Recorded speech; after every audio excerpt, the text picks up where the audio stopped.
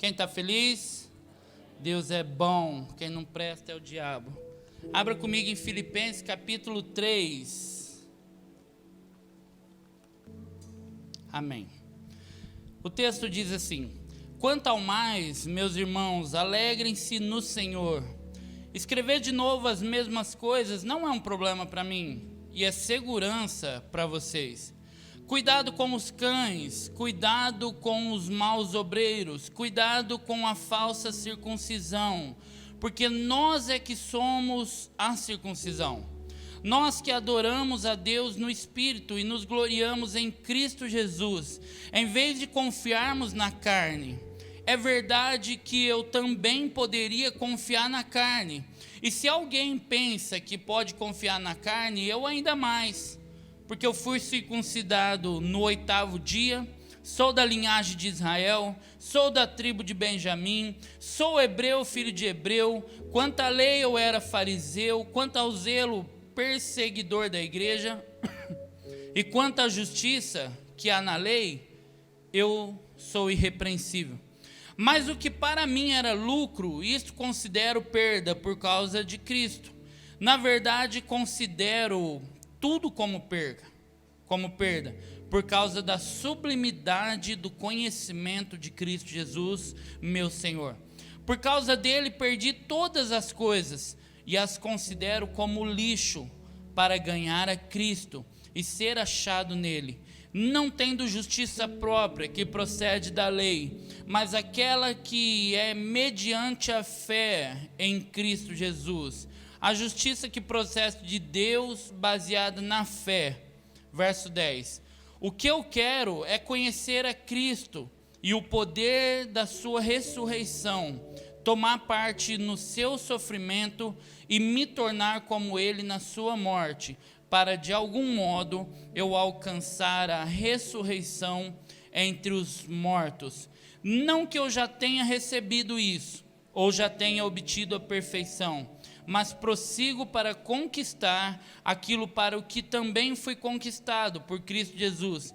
Irmãos, verso 13, irmãos, quanto a mim, não julgo havê-lo alcançado, mas uma coisa faço, esquecendo-me das coisas que ficam para trás e avançando para as que estão diante de mim, prossigo para o alvo, para o prêmio da soberana vocação de Deus em Cristo Jesus. Todos, pois, que somos maduros, tenhamos este modo de pensar. E se alguém em uma coisa vocês pensam de modo diferente, também isto Deus revelará para vocês. Seja como for, andemos de acordo com o que já alcançamos. Pai amado, muito obrigado, Deus, por tudo nessa manhã. Se fôssemos embora agora, já teríamos sido cheios da Tua presença, e é isso que importa, Deus. Mas consideramos que a Tua palavra em nós é um norte para o caminho que devemos prosseguir, é um tratamento para a nossa vida, para alcançarmos aquilo que o Senhor deseja derramar sobre nós. E nós desejamos sentir, viver, experimentar o que o Senhor tem para nós. Para isso precisamos crescer, aprender, aperfeiçoar, ser tratados, moídos pela Tua palavra. Por isso nos ensina conforme o Teu querer, Deus, nessa manhã, em nome de Jesus. Aleluia. Queridos, esse texto aqui, para mim, ele é muito forte. Talvez o capítulo 3 da carta aos Filipenses é um dos que mais toca o meu coração, tamanha profundidade do desejo, da renúncia, do modelo de vida desse apóstolo que nós tanto consideramos. Há muitos têm ele como a grande referência da vida, da fé cristã, e aqui ele está revelando para nós o coração desprendido de coisas, o coração desprendido da matéria, um modelo de vida na qual é necessário que vivamos para poder experimentar algo de Deus. Agora, o que ele me ensina muito, ele diz muito respeito a um modelo de vida, um modelo que nós precisamos seguir, um modelo já ditado por Deus em suas cartas, para que possamos nos construir, reconstruir, para que possamos experimentar algo perfeito da parte de Deus. E tudo aquilo que eu vivo, tudo aquilo, o modelo de vida com que eu vivo diz muito respeito ao que eu já estou vivendo em Deus.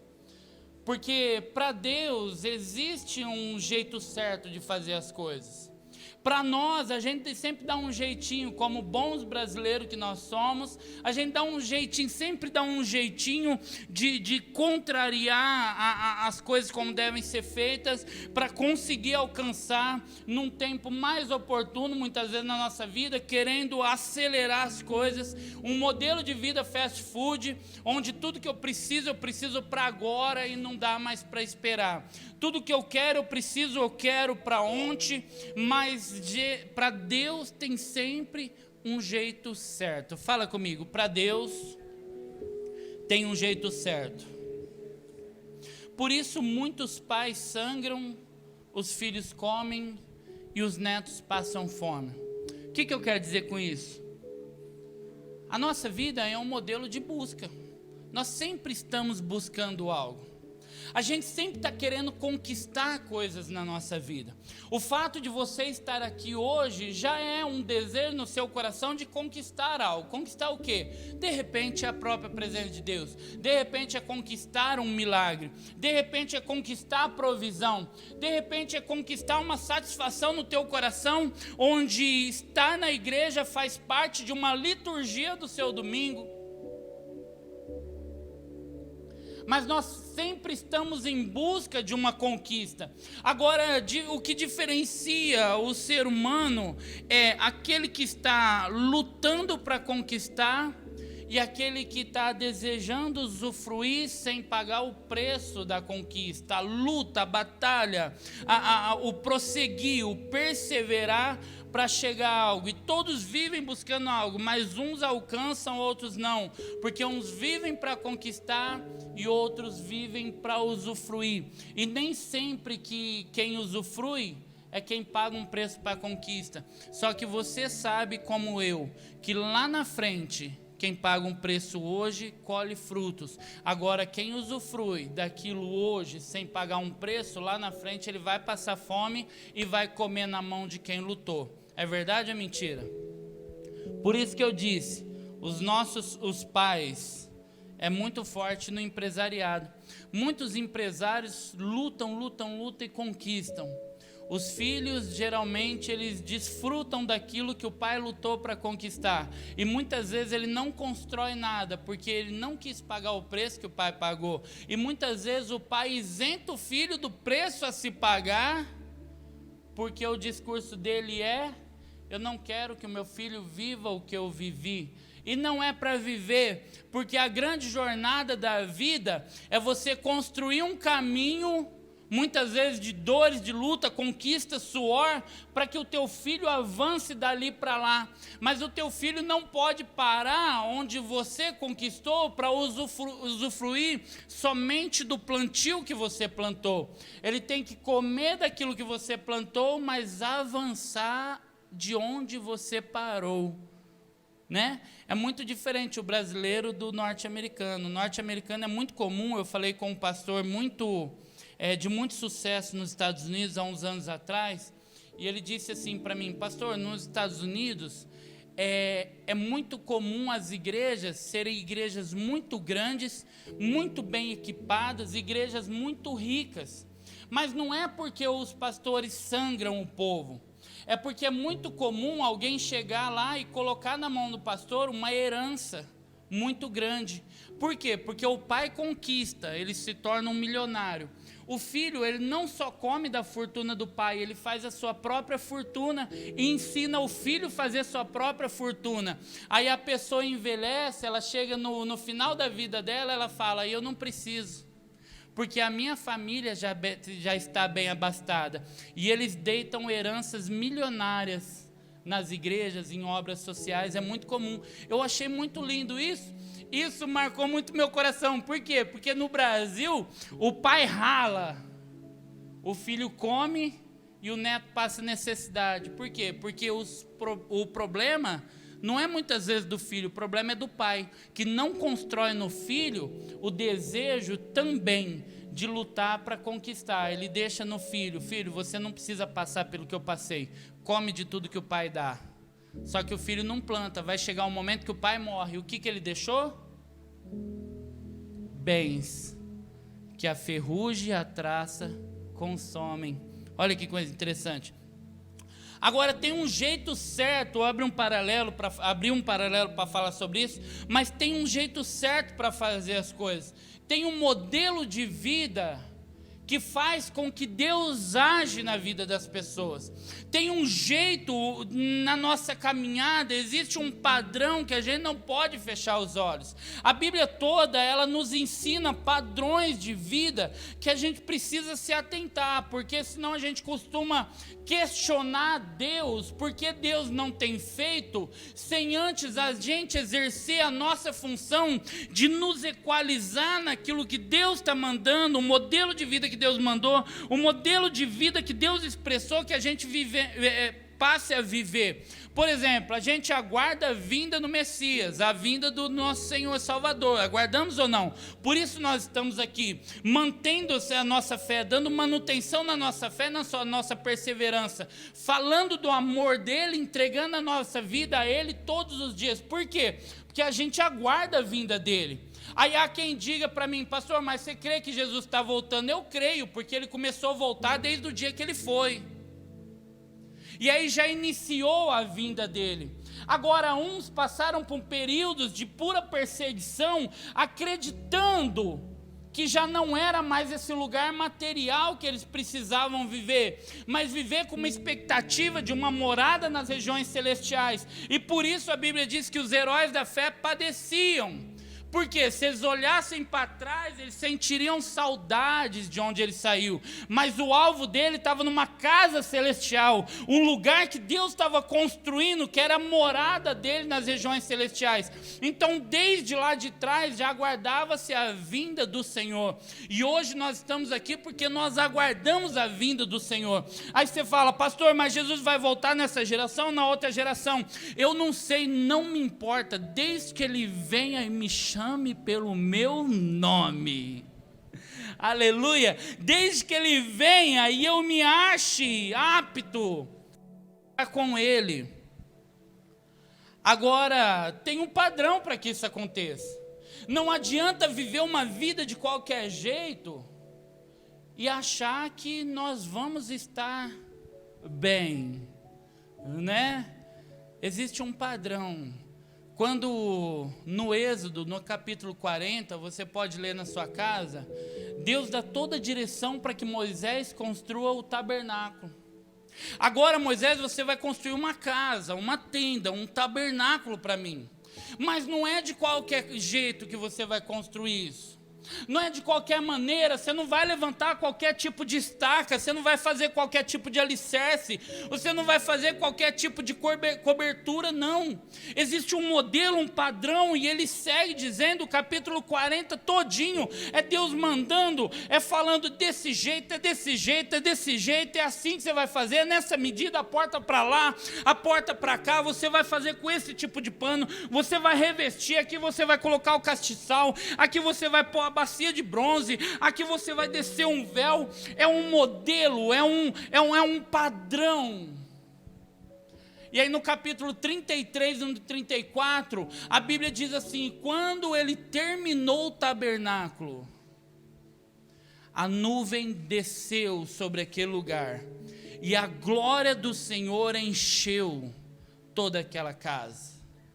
Existe um modelo para que a gente viva. É por isso, querido, que muitas vezes, no meio do mover, enquanto a pastora está ministrando, os meninos estão ministrando aqui, está tudo aquele mover, aquela manifestação linda, maravilhosa. E muitas vezes você está vendo o vizinho do seu lado sendo cheio da presença de Deus. Mas no nosso coração a gente fala para Deus, Deus, por que eu não estou sentindo nada?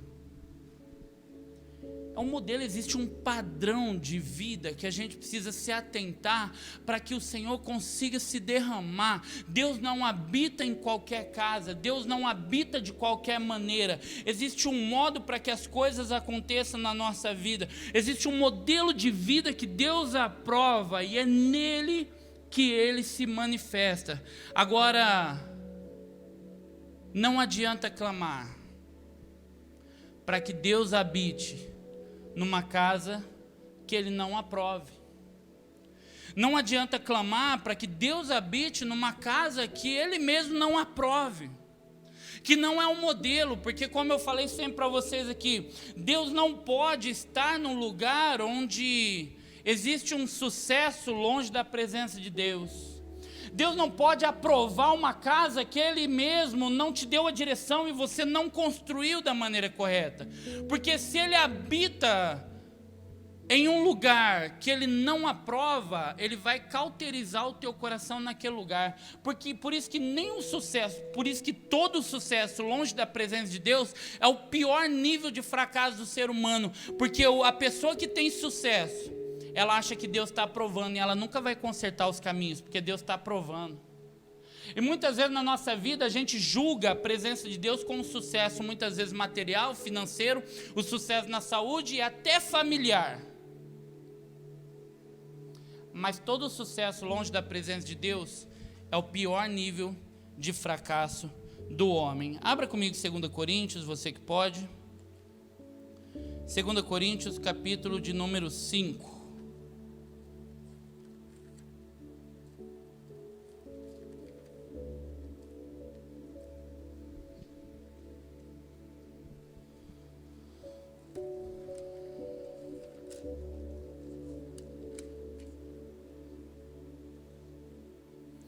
Capítulo de número 5,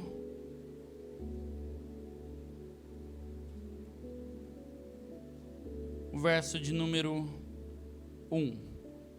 Pois sabemos que a nossa casa terrestre deste tabernáculo se desfizer, temos da parte de Deus um edifício, uma casa não feita por mãos humanas, eternas, no céu. E por isso neste tabernáculo gememos, desejando muito ser revestido da nossa habitação celestial. Olha o que o texto diz. Paulo está dizendo, pois sabemos que se a nossa casa terrestre, desse tabernáculo aqui se desfizer, se a morte vier, se ele se desfizer, nós temos parte de um edifício em Deus, uma casa não feita por mãos humanas, eternas no céu. Por isso, ele diz, nesse tabernáculo nós gememos, porque nós não desejamos estar aqui, mas desejamos um lugar que Ele está construindo para nós, aleluia. Nós desejamos um lugar da habitação de Deus. Por isso no capítulo 40, é um resumo daquilo que Deus queria fazer com aquele povo, da construção de um lugar para que ele habitasse. Agora, se eu considerar que Moisés tinha um modo, num pequeno capítulo, do que teria que fazer, eu tenho que considerar que toda a Escritura Sagrada, todos os escritos sagrados, são um manual para que eu possa construir na minha vida um lugar onde Deus possa habitar, ou reconstruir aquilo que foi destruído, desfeito ou corrompido, para que Deus possa se manifestar. Do contrário, fora da aprovação de Deus, Deus não se manifesta. Por isso que a pastora disse aqui que há muitos que são espectadores da glória, estão olhando e vendo o que Deus está fazendo, mas alguns escolheram não só observar, mas experimentar de Deus o que Deus está fazendo. Eu não posso viver uma vida às margens daquilo que Deus está construindo, não. Eu preciso me envolver, fazer com que Deus olhe para mim e encontre em mim um lugar que Ele possa habitar. E se no capítulo 40 foi o modelo, toda a Bíblia é o nosso manual Sabe por quê?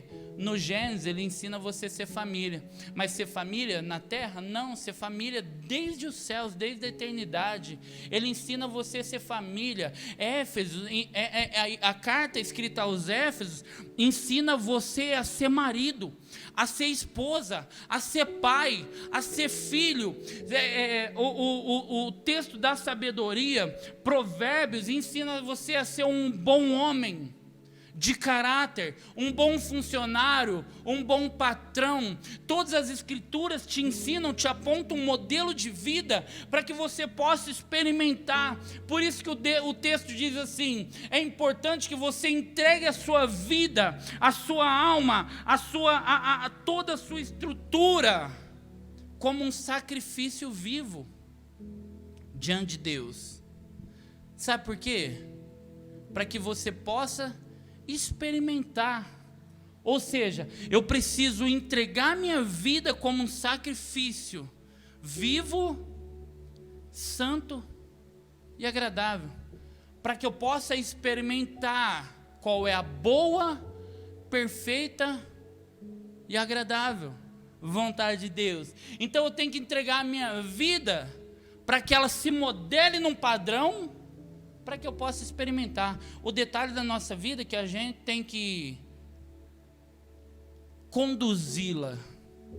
E toda vez que eu conduzo a minha vida da maneira que eu quero viver, eu atraio uma desaprovação de Deus, porque as minhas paixões me distanciam do meu Deus, os meus desejos me distanciam do meu Deus, aquilo que eu quero muitas vezes se difere da vontade de Deus. Sabe por quê? Porque toda a minha oração, ela começa: Senhor, muito obrigado, Pai, o Senhor é lindo e maravilhoso, Pai, perdoa os meus pecados. E na terceira oração eu falo: Senhor, eu te peço isso, te peço aquilo, te peço aquilo. Por isso que a Bíblia diz, o Espírito que habita em vós, ele geme, gemidos inexprimíveis, porque ele ora ao Pai, não por aquilo que você quer, mas por aquilo que você necessita, porque o desejo da nossa alma é muito diferente daquilo que nós necessitamos na nossa vida. O desejo da nossa alma, até expressa nas nossas orações, muitas vezes nos conduzem para longe de Deus. É importante que a gente ore, claro que é importante, mas a gente tem que tomar cuidado, porque até a nossa oração nos distancia de Deus muitas vezes, porque a vida que nós queremos abençoar, Deus está doido para arrancar ela de nós. E a gente muitas vezes: Pai, abençoa essa vida, Pai, abençoa a vida do meu irmão, e Deus está falando: querido, eu estou tratando dele, você não está entendendo, eu estou modelando a vida dele, eu estou construindo ele, eu estou tratando a alma dele, eu não posso abençoar ele. Na verdade, pelo contrário, Deus abençoa muito mais no tratamento do que na provisão. Deus abençoa você muito mais quando Ele tira algo de você do que quando Ele te dá. Porque quando Ele te dá, Ele está aprovando algo. Agora, quando Ele arranca de você, Ele está te protegendo de algo que pode acontecer na sua vida. Agora, esse padrão que a gente precisa viver, ele precisa de fato existir na nossa vida. É interessante que Deus dá as direções para Noé construir a arca, o tamanho, a madeira. Dá lá um mapinha, faça desse jeito. Mas você não vai encontrar a direção da arca. Você não vai encontrar o manche, a vela ou aquele negócio que eu não sei como é que chama, que fica lá atrás. Alguém sabe o nome? O leme. Deus não vai dar, sabe por quê? Porque tudo que Ele quer na sua vida é que você entregue ela por completo e não partes dela. E a gente tem a tendência de entregar a vida para o Senhor, mas conduzir uma parte dela. Reparou não? Senhor, a minha vida é tua, mas deixa que aqui cuido eu. Dessa parte aqui, Senhor, não toca não, deixa que eu conduzo. Dessa parte aqui, não mexe não, deixa que aqui eu cuido. Mas Deus nunca vai fazer em partes aquilo que Ele quer fazer por inteiro. Agora, como eu ministrei aquele dia, o lugar da proteção do Senhor, ele exige muita renúncia, ele exige muita entrega, ele exige muito abrir de mão para que o Senhor consiga construir aquilo que de fato ele quer construir. Eu já disse para vocês que por 2 anos eu não ouvi a voz do Senhor na minha vida, servindo a Deus, presente no ministério, sem faltar um culto, dizimista, ofertante, servo, humilhado na presença de Deus, mas durante 2 anos eu não ouvi a voz de Deus. Deus estava construindo coisas em mim, estava construindo coisas em mim, mas eu acredito piamente que Ele não falava comigo, porque a condução da minha vida estava na palma das minhas mãos. O dia que eu falei, Senhor, a minha vida é tua, eu não aceito mais viver uma vida medíocre dessa forma. Aí Ele falou comigo. Olha que interessante. Deus tem um modelo para que você viva, uma planta para que Ele se manifeste. Não deseje algo de Deus sem antes você construir no teu coração um lugar onde Ele possa habitar. Aleluia. Não dá mais para fazer do nosso jeito, tem que ser do jeito dele. Romanos 12, 1 e o verso 2 vai falar sobre a gente entregar o nosso corpo como sacrifício vivo. E agora uma parte que nós não entendemos é que isso é racional, não é emocional. Eu preciso entregar porque eu quero fazer. Agora, como igreja, até a gente tem a tendência muito de trabalhar no emocional das pessoas, um poder de persuasão, onde aquele que está com o microfone, ele consegue conduzir um grupo, uma massa de pessoas, para onde ele quer que vá. Acredite no que eu estou falando, porque nós somos movidos, muitas vezes, muito mais pela emoção, pelo momento que nós estamos vivendo, pela crise que nós estamos passando, pela luta que nós estamos passando, e todo aquele que tem um remédio para passar na tua ferida, que vai acabar com o seu problema, ele se torna muitas vezes o Senhor de tudo que você faz. Tem uma história que eu vi e assisti muito do Jim Jones. Alguém já ouviu falar esse nome? Maluco, não é? Anos naquelas cruzadas antigamente, ele chegava e ele falava para um povo, Adalto. Sabe para quem que ele falava? Num tempo de segregação racial, onde o negro tinha que andar, tinha um banheiro aqui, mas você não podia usar, você tinha que ir lá no banheiro escondidinho, lá no fundo, lá atrás do mato. Onde você não podia beber no mesmo bebedouro que outras pessoas bebiam. Para quem que ele falava? Para um grupo erradicado e humilhado da sociedade. Ele tinha um remédio para passar na ferida. O povo humilhado, o povo maltratado, esquecido, escória da sociedade, e ele tinha uma palavra. Se tornou Senhor. E onde ele ia, eles seguiam. Até que ele começou a comprar ônibus. E as mulheres deixavam seus maridos e sua família e montavam no ônibus e iam com ele. Até ele fundar um lugar chamado Johnstown, uma cidade, uma vila, um bairro, que eles comiam e bebiam daquilo que eles plantavam. Até o dia que ele pegou a Bíblia,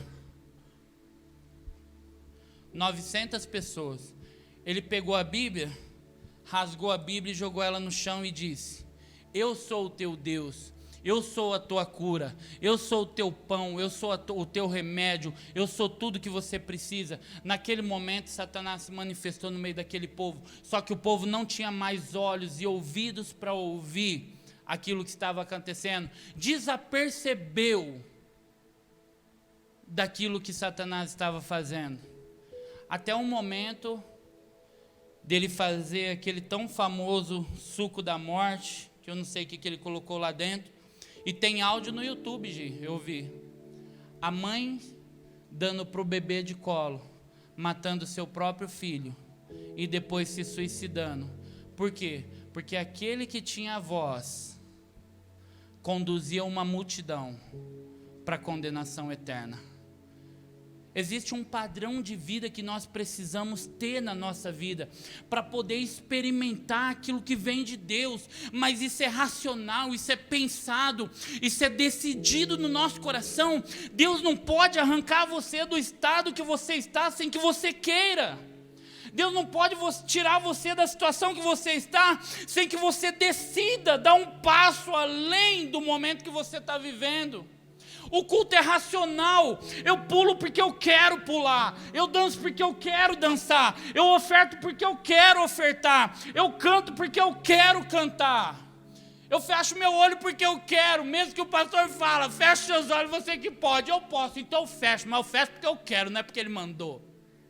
É racional, está entendendo? Para que você não seja conduzido emocionalmente para uma destruição na sua vida. Agora, como eu me torno alguém racional na minha vida, alguém pensante, quando eu passo a conhecer, e não sou somente conduzido pela voz de outros. Existe um modelo de vida que você precisa seguir, e o manual está aí na sua mão, querido. Você não segue porque muitas vezes a gente não quer pagar um preço de sentar e começar a buscar de Deus o que Deus quer para a gente. Precisamos anunciar. 1 Coríntios capítulo, vai deixando aberto aí no capítulo 11.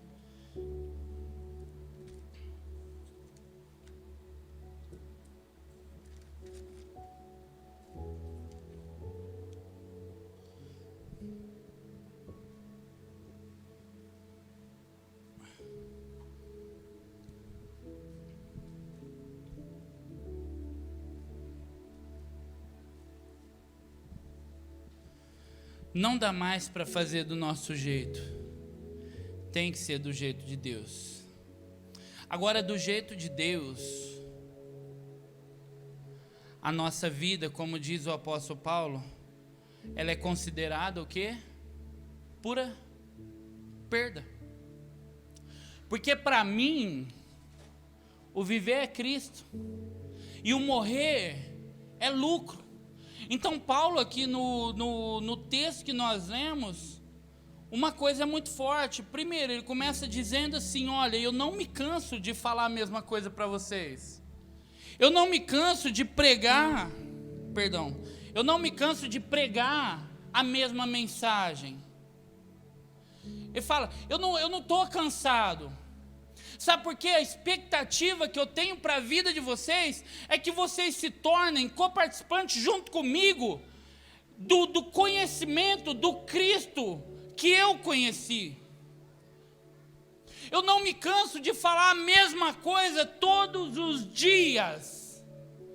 É como muitas vezes a gente fala, poxa, mas o pastor repetiu a mesma mensagem. Mas deixa eu falar uma coisa para você, muitas vezes você está precisando ouvir a mesma coisa, porque quando foi falado da primeira vez você não aprendeu.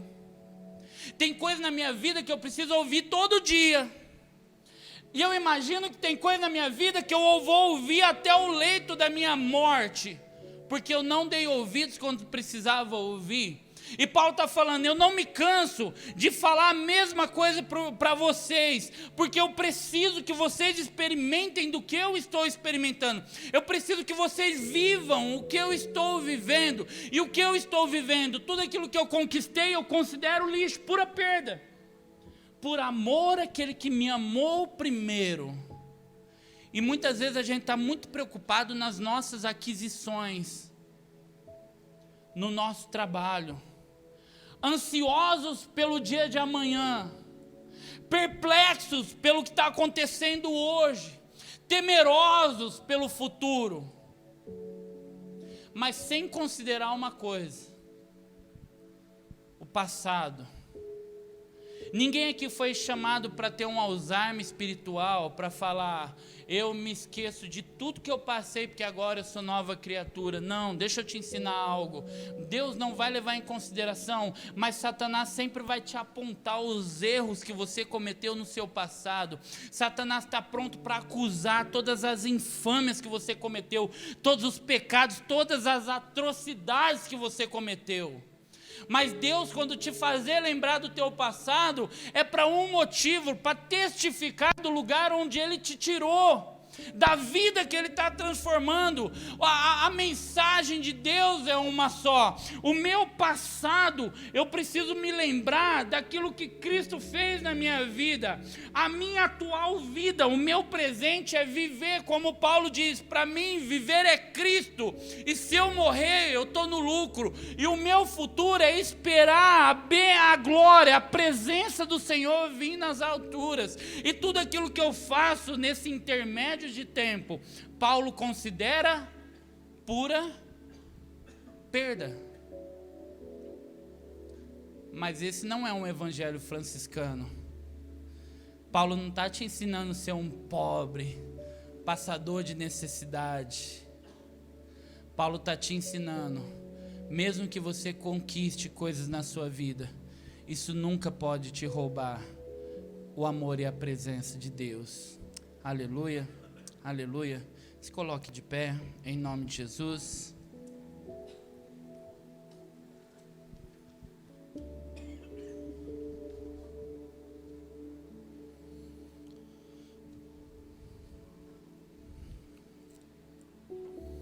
Amém. Quantos irmãos vão vir para cá?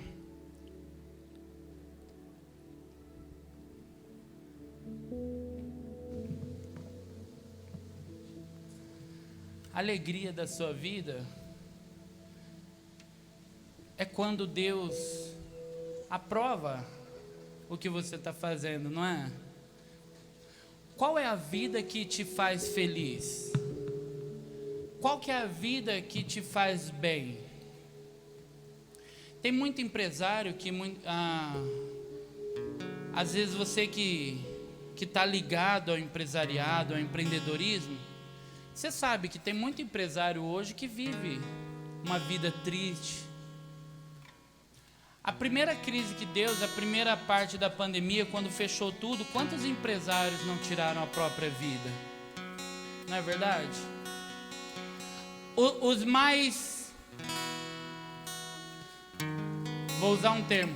Os que têm mais dias na terra aqui, quando o Collor travou as finanças do país, quantos homens e mulheres tiraram a própria vida? Sabe por quê? Porque não entendiam isso. Não é o dinheiro. Às vezes a gente fala, o dinheiro é a raiz de todos os males. Não é o dinheiro. É o amor às coisas terrenas. É o amor que a gente deposita nas coisas mais do que a gente deposita no Senhor.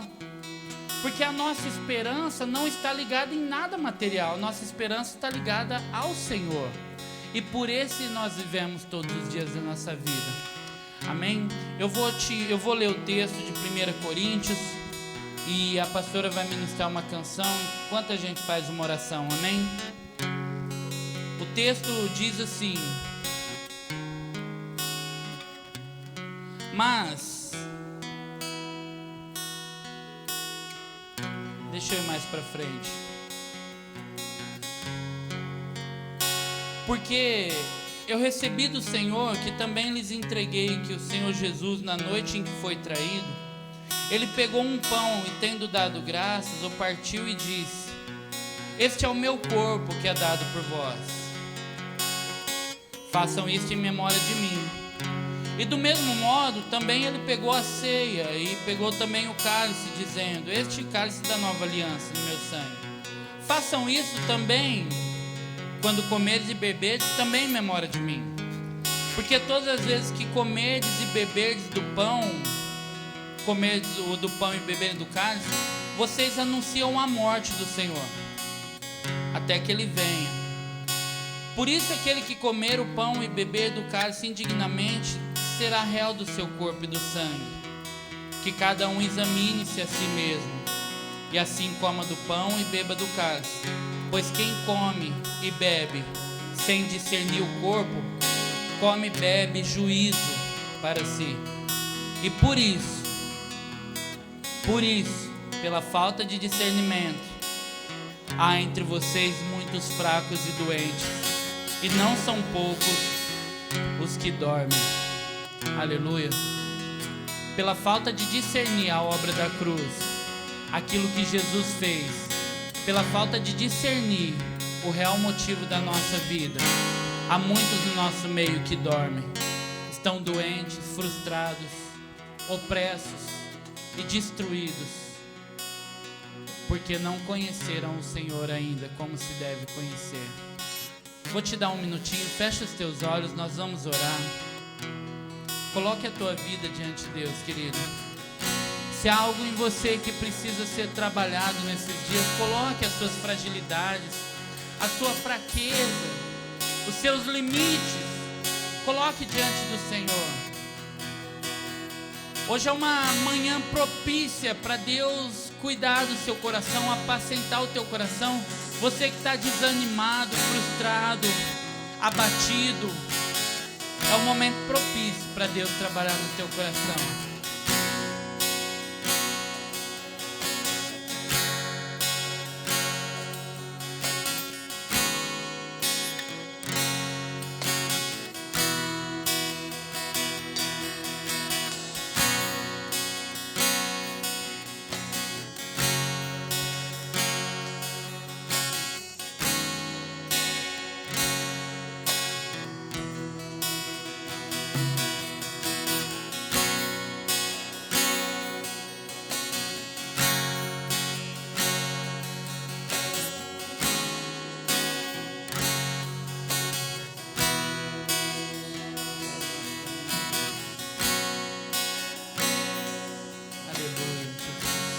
Os irmãos que vão servir a ceia, pode vir aqui à frente, por favor.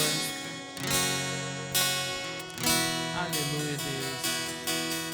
Nós somos a tua casa, Deus. Nós somos o lugar da tua habitação. Ensina-nos, Deus, a ser o lugar onde o Senhor pode se manifestar, onde o Senhor pode habitar, Deus.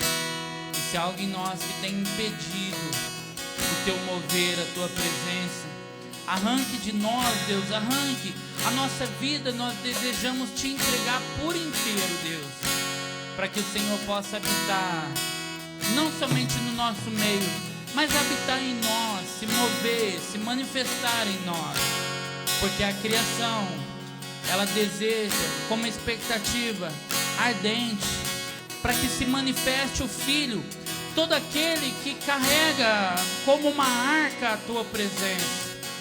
E não somente aqueles que se dizem ser circuncidados, não, porque a nossa aliança está aqui dentro, Pai, dentro do nosso coração, em nome de Jesus.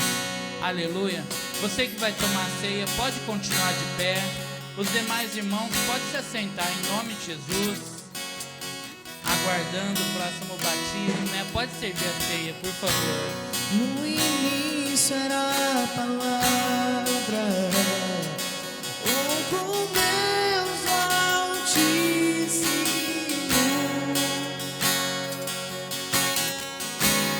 o mistério de tua glória, Cristo em ti se revelou. Ao cumprir esse nome ao cumprir esse nome o nome de Jesus, meu Rei. Ao cumprir esse nome maior que tudo ao cumprir esse nome nome de Jesus.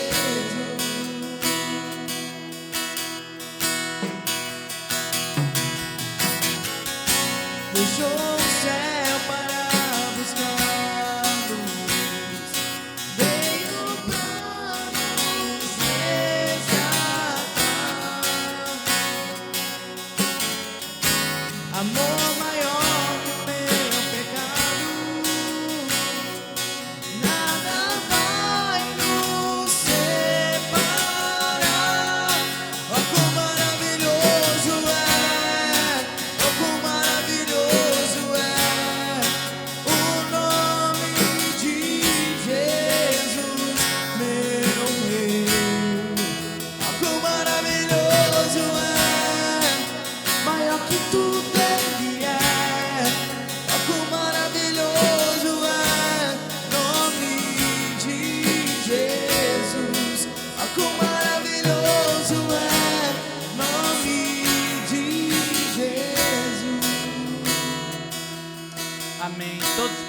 pegaram?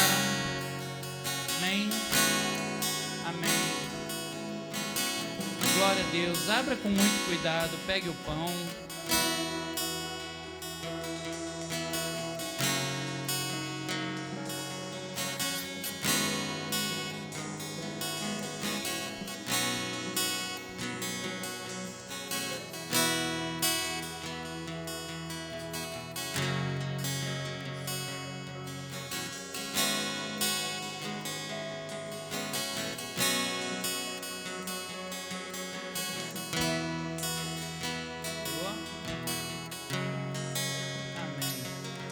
Aleluia. Pegou o seu pão?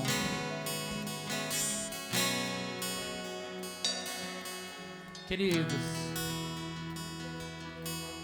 sempre quando nós falamos da ceia do Senhor,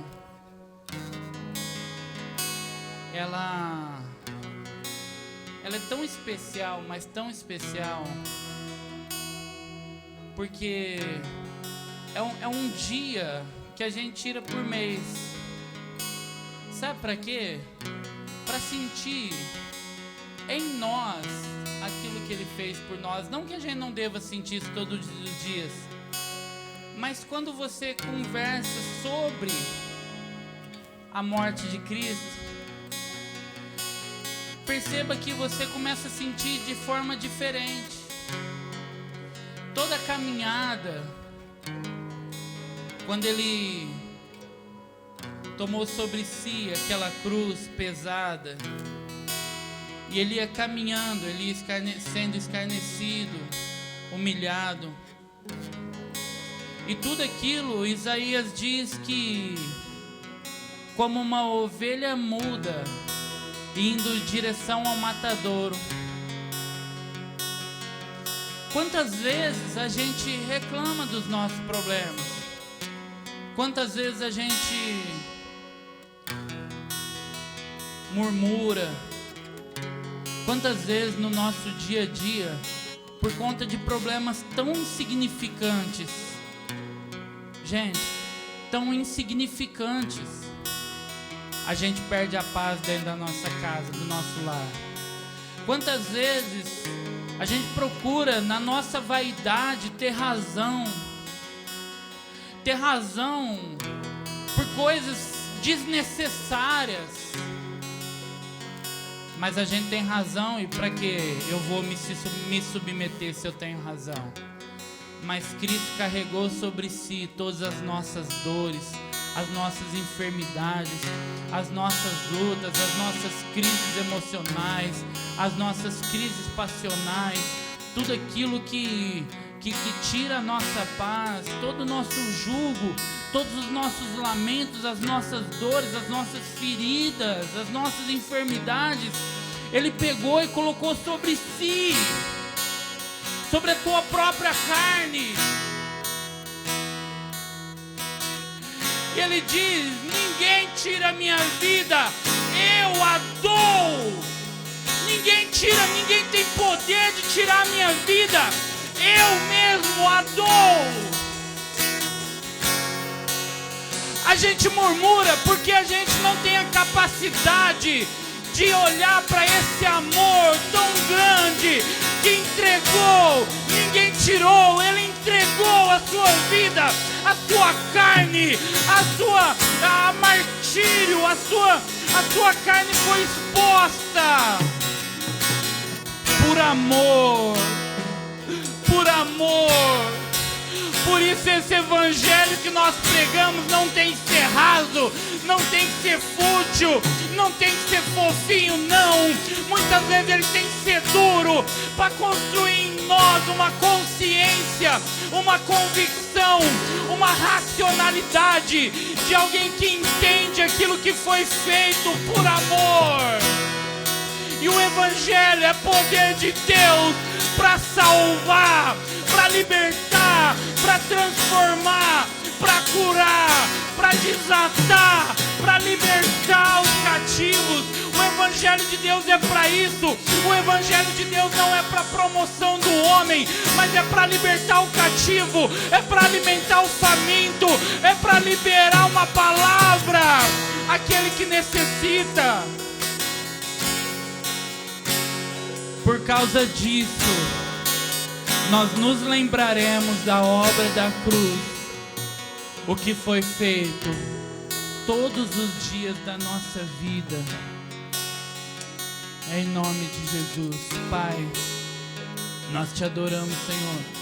Perdoa os nossos erros, perdoa a nossa falta de fé, perdoa a frieza do nosso coração, perdoa os nossos caminhos tortuosos, perdoa o nosso ego, perdoa, Senhor, os pecados que cometemos, consciente e inconsciente. Perdoa-me, Pai, como Pai, perdoa-me o pecado dos meus filhos, Deus. Como esposo, me perdoa pelos pecados da minha esposa. Como pastor, me perdoa pelos pecados da igreja. Me perdoa, Deus, pelos pecados que acontecem ao meu redor, Deus. Me perdoa, Deus, me perdoa, me justifica, Deus. Me cura, cura a tua igreja, Deus. Se há alguém enfermo aqui, esse pão que simboliza a carne dele é cura para você, é renovação de aliança para você que estava distante de Deus, é renovação da aliança para você que se distanciou do Senhor. Em nome de Jesus, você que pode, coma do teu pão.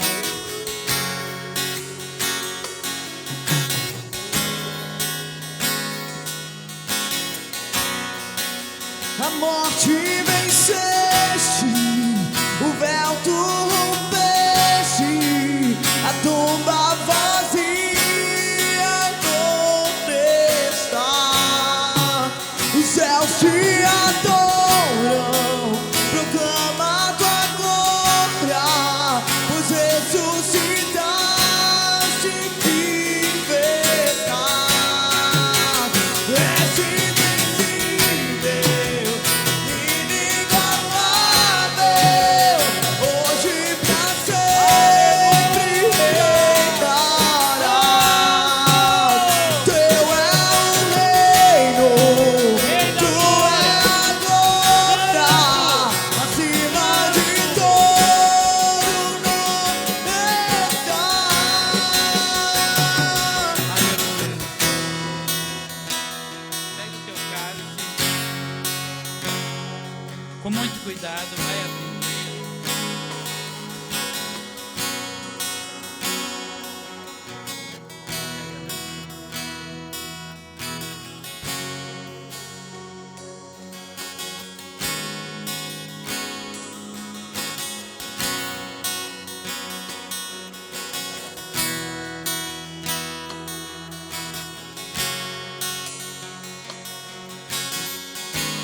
Aleluia. Amém. Segura o teu cálice assim. E esse é o cálice da nova aliança. Sempre que você comer do pão e beber do cálice, você anuncia a morte do Senhor. Como eu disse, Jesus é para ser lembrado assim: a morte, a presente vida e a sua volta. Ele nos ensina a esperar a vinda dele, do jeitinho que ele viveu a primeira vinda. A vida dele é uma lição para nós. Agora, uma coisa muito interessante é que quando ele derrama o sangue dele ali na cruz, é uma lição para todos nós. É a libação. É uma oferta para a humanidade, é a oferta de uma vida. O sangue simboliza a vida. E quando nós entregamos a nossa vida para ele, a nossa vida muda. Sabe por que muda? Porque o nosso coração se constrange diante do erro, do pecado. Porque o Espírito que habita em nós, que foi um presente do Senhor para as nossas vidas, ele traz justiça, juízo e paz sobre nós. Agora, uma coisa é necessária, que o sangue tenha sido derramado. E aí ele diz assim: beba do meu sangue. Sabe por quê? Porque a minha vida em vós. A vida que eu vivi, a vida que eu entreguei, agora pode viver dentro de você. E a vida que você vive sem Deus não é vida, é morte. mas a vida que você vive com o sangue do Cordeiro sobre você, essa sim é uma vida. É uma vida desprendida de todos os valores mundanos, de todos os princípios corrompidos, de toda ação demoníaca, mas é uma vida que vive a vida do Senhor. E a alegria do Senhor, que é a nossa força, opera em nós para que possamos resistir o dia mal, resistimos à enfermidade, resistimos o pavor desse mundo. Nós resistimos porque a vida que vivo já não é vida para mim, mas a vida que Ele entregou por mim é a vida que eu desejo viver por toda a minha existência. Aleluia! Quando você beber desse cálice, é o sangue de Cristo simbolizado nesse suco de uva, e a vida do Senhor renovando você. É renovo de aliança. Você que está enfermo na alma, acredite, você pode ser curado. Existe uma vida para você. A você que pensava em desistir, existe uma vida para você. Em nome de Jesus, beba do cálice.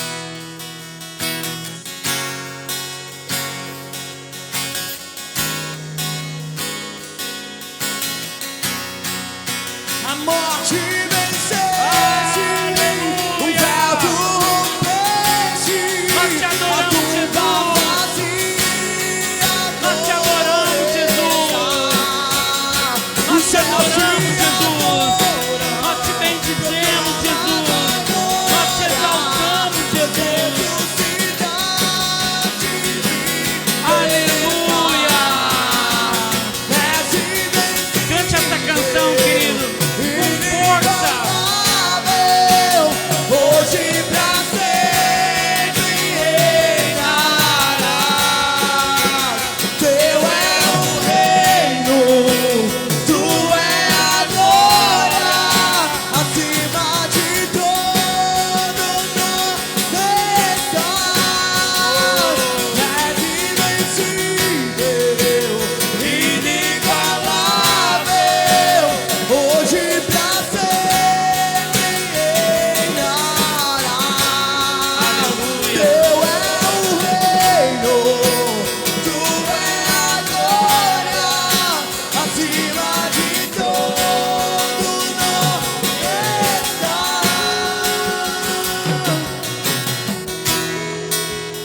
Aleluia. Jesus, Jesus, Jesus é maravilhoso. Bendito seja o teu nome, Senhor. Tu és santo, santo, santo. Santo, santo, santo.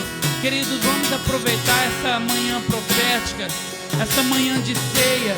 Hoje representa o último dia do ano de 2022, o dezembro. Vamos orar por dezembro desse ano em nome de Jesus. Pai amado, nós abençoamos dezembro de 2022. Senhor, Tu sabes, Senhor, o quanto nós desejamos viver uma vida para o Senhor. Ó Pai, esse ano, Senhor, iniciou de forma profética, Pai. A cada mês do ano nós abençoamos. Ó Pai, nós profetizamos, Senhor. E hoje, Senhor, dia de ceia, um dia tão especial, nós apontamos profeticamente para o último mês desse ano, Pai. E assim como a primícia esse janeiro foi abençoado, todo esse ano vai ser uma bênção em nome de Jesus, Pai. Nós profetizamos um dezembro abençoado, um dezembro de portas abertas, um dezembro de provisão do Senhor, um dezembro de crescimento em todas as áreas, na área espiritual, na área psicológica, no conhecimento, na área financeira, ó Pai, na saúde, no trabalho, no ministério, na igreja, na casa do Senhor, nas obras sociais, as nossas crianças, Senhor. Nós profetizamos nesse ano, Pai, os nossos filhos irão crescer em estatura, em conhecimento, em graça, em provisão do Senhor, na presença do Senhor. Os nossos filhos profetizarão, os nossos filhos profetizarão, os nossos filhos serão referência por onde eles andarem. O ano letivo está começando, nós profetizamos, Pai, os nossos filhos serão os melhores alunos da escola, os melhores alunos da sala, inteligência, sabedoria, ó Deus, uma mente aberta para o conhecimento, em nome de Jesus. Eu profetizo sobre a tua vida, meu irmão, a cura do Senhor. Você que precisa, você que está enfermo, põe a mão na tua cabeça. Eu profetizo a cura do Senhor sobre a tua vida. Que o Senhor te sare, que o Senhor te cure, que o Senhor te liberte em nome de Jesus. Que o Senhor te abençoe, que o Senhor abra a porta que precisa ser aberta sobre a tua vida, que o Senhor feche a porta que precisa ser fechada, que o Senhor acrescente na tua vida pessoas que serão bênção na tua vida, e que o Senhor arranque da sua vida pessoas que são motivo de tropeço. Que o Senhor te abençoe ao entrar, que o Senhor te abençoe ao sair, que onde você tocar a tua mão será uma bênção, que onde você colocar a planta dos seus pés, que a glória do Senhor manifeste, que o teu casamento seja uma bênção, que o teu trabalho seja uma bênção, que o teu marido seja uma bênção, que a tua esposa seja uma bênção, e tudo te vá bem, enquanto o Senhor te der vida. Ele cuide de você, que Ele cumpra a palavra dEle na tua vida, em nome de Jesus. Que o amor de Deus Pai, as consolações do Espírito Santo, que as misericórdias do nosso bom e lindo Jesus esteja sobre a tua vida e toda a tua família, em nome de Jesus. Vamos aplaudir ao Senhor. Aleluia, glória a Deus.